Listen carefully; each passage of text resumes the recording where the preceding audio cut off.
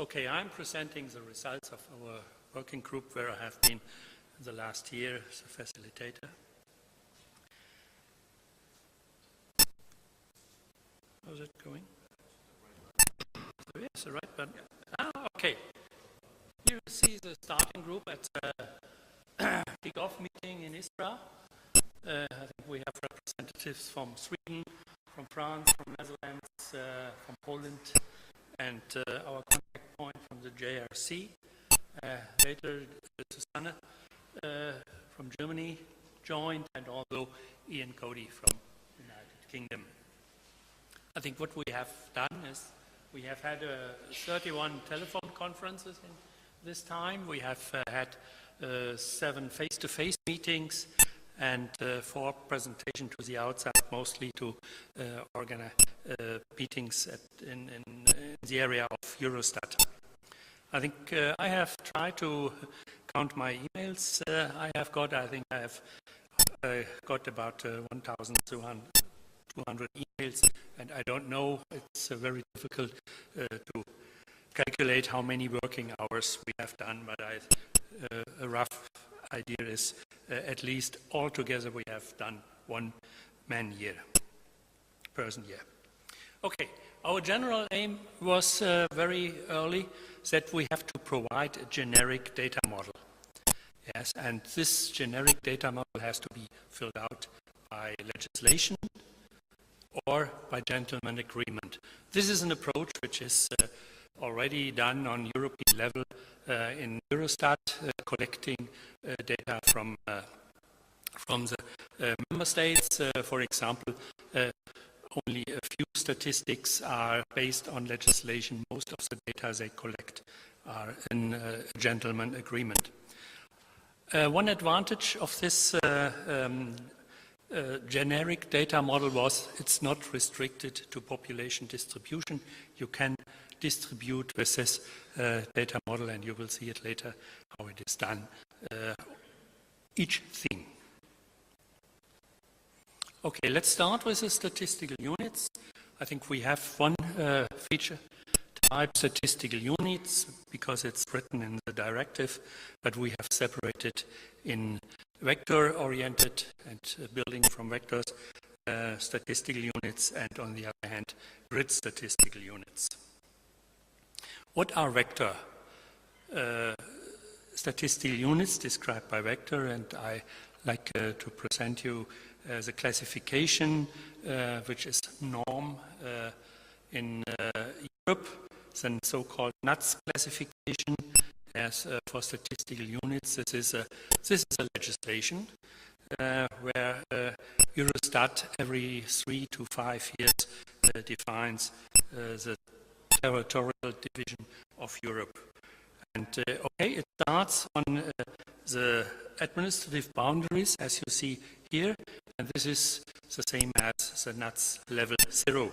But this is more subdivided in the next level, level 1, and you get an impression how the member states are subdivided, and you see also how, yes, it is done very differently. Okay, if I go to a deeper level, I think it's necessary to zoom in, and I try to do it in Germany. You have this level 0, and then you have the subdivision, which is in Germany oriented on the Länder, which maybe compared to provinces or states or something else.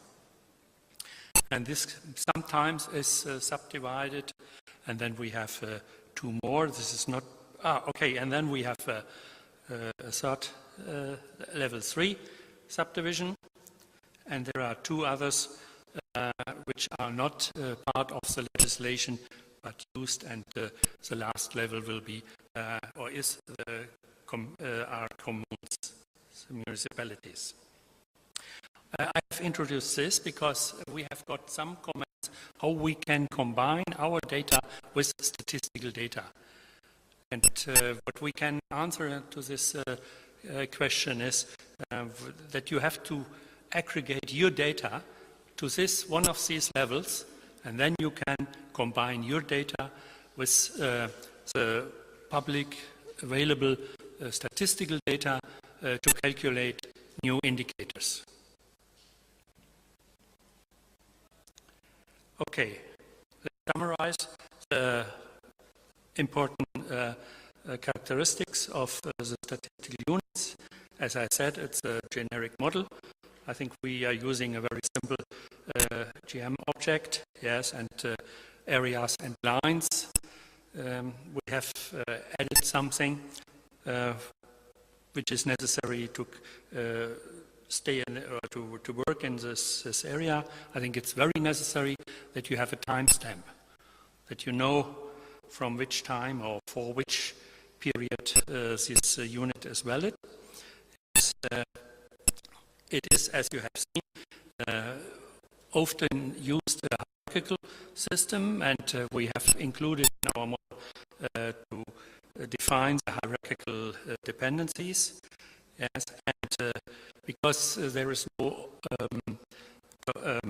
overlapping allowed and no holes allowed, so we have added tessellations to cover the topological constraint. And what is also important, and this is from our feeling new for the, let's say, mapping-oriented world, is that you have to describe the evolution of the units. So you have to know which part of an existing unit is going into a new one. So you have to describe the units in one part as with the area which is moved from one part to the other one, and for in addition the population, because you need this two values to recalculate your data, because if you are referencing statistical data and you calculate an indicator, yes, you are working in a stable environment at this time, and if the environment, and in this case the space, is changing, you have to recalculate all the values. And their little help should be that the evolution is described. Okay, what I like to mention is that if you look in the administrative units of Annex 1, there is a connection to the nuts. This will be deleted in the next time. Okay, grids. Grids is also a theme which we could find in Annex 1, and we have tried to use it, but as I reported 1 year ago, I think it's too restricted, as it has too many limitations. The grids, they are limited, for example, in power 10 meters possibility, but what the surveys around in another project has shown that the statisticians and the planners need some other sizes of the grids, and the size of the grids normally is not restricted, but it was restricted in the Annex 1 in the what we call geographical grid by the construction of the identifier. And the rules to construct the identifier was a corset, I would say, which is too small, and we have suspended this limitation, yes, and have opened it a little bit. It costs a little bit more space for the identifier, but I think this should not be any reason to do it, not to do it. Okay, we have established new coding rules for the identifier for each grid cell and grid, depending on the grid size, yes.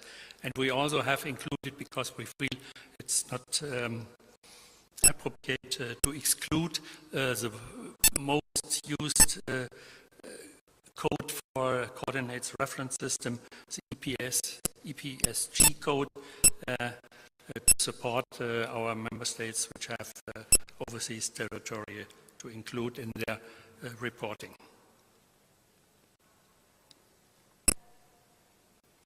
Oops, did I miss something? Okay, this is what I have explained. Geographical grids did not achieve our requirements. Okay, let's now go to the population, the second thing. Yes, and the model behind, I like to start with describing multi-dimensional data cubes in the background. This is statistical data are stored today in the statistical institutions. What is a multi-dimensional data cube? It's something like this, which here you see you have 3 dimensions. Yes, for example, each of the values are described by a number of dimensions. Example is you have a population count, and there you have a value here 3,216, and this has a dimension age, ch, has a dimension sex, for example, population, yes, has to know how old people are, which sex they have, yes. And what's also important is one dimension is the year of your observation, yes, and what also is necessary is what they call regions or the geographical dimension. And I will try to do it. This is an overview restricted of our application schema, and I like to reference the dimensions here to that. Population count is the name or of the statistical data set, and we have one value, and this value has population count is in this case for 2005 as an example on the slide before, and we have dimensions, and let's start with the dimensions on the left side. We have classifications, thematic classifications, and we have, for example, value 11 to 15, and what is this? This is the age, so you have an age group from 11 to 15, which is described in the classification of the feature type, and this gives an information how you have to interpret the dimension in the statistical value. Okay, you also can do it with the second dimension, sex. In this case, you have counted the males. And the regional statistics, yes, the geography is a dimension, call it dimension, linked to the core statistics. Okay,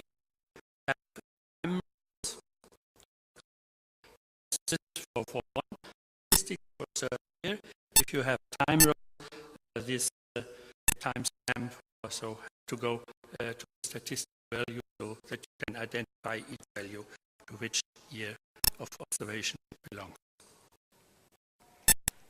Now, we have I think counts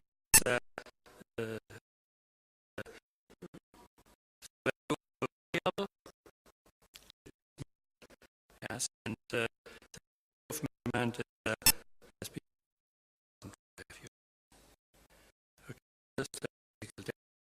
statistical value is the value itself, and if it's a time row, you have to put in the period of measurement.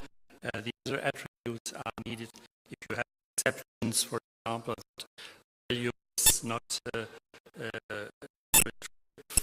some reasons, for example, if you if it's an estimated. Okay, this is the relation between the and the certification item, and this by code list. You have one code list where you have all the values of one classification. In this case, the classification of sex. You have these 3 values where we've used male before, and so you have can do it with classification. It's called classification, probably what you are publishing. Okay, let's finish with some open issues. I think we still have the problem to bring together two worlds. Yes, the world of the geographers and the world of the statisticians. We have to work on it, yes, because what describes the world differently. Geographers use maps, and statisticians use numerical value to describe our world. And this is up into two views. I think statistical values is an attribute of some, or the related region attribute is called statistical value. Okay, we have some from our point of view are not solved. Yes, I think the entire ID is very complex. And, I have heard this morning from Clemens, I think it will be better. Yes, but we have to use it if we think in this environment, statistical and geographical data. Yeah, and one problem is there is a splitting off of responsibility for this statistical unit identifier between the national statistical institutes and national mapping agencies. And have different license policies. So we are, it might be possible the statistical data is nearly for free, yes, but you have to pay a lot for the additional geographical reference data, the polygons, to make an analysis or to make a static map or some statistics. Okay, coordination, create this identifiers. Yes. If you look to the European level, it's not, it's clear, yeah, but we have a lot of more statistical units are used different tools in our administrations. Okay, as I said before, Inspire ideas are too complex and have strict rules. This was one of the reasons that we introduced a semantic identifier too. For example, the reuse of an identifier, we have now in the new NUTS definition used some identifiers which have been replaced for a period of 5 years and they are coming back versus political decisions. Okay, what we also missed and we could not solve as a DG, we are looking for some concepts for all this describing these exceptions. If the value is not has if it's a special value or as a status used now in statisticians are like no value, no unique approach. Okay. Do we have any questions for Udo? Okay. Not.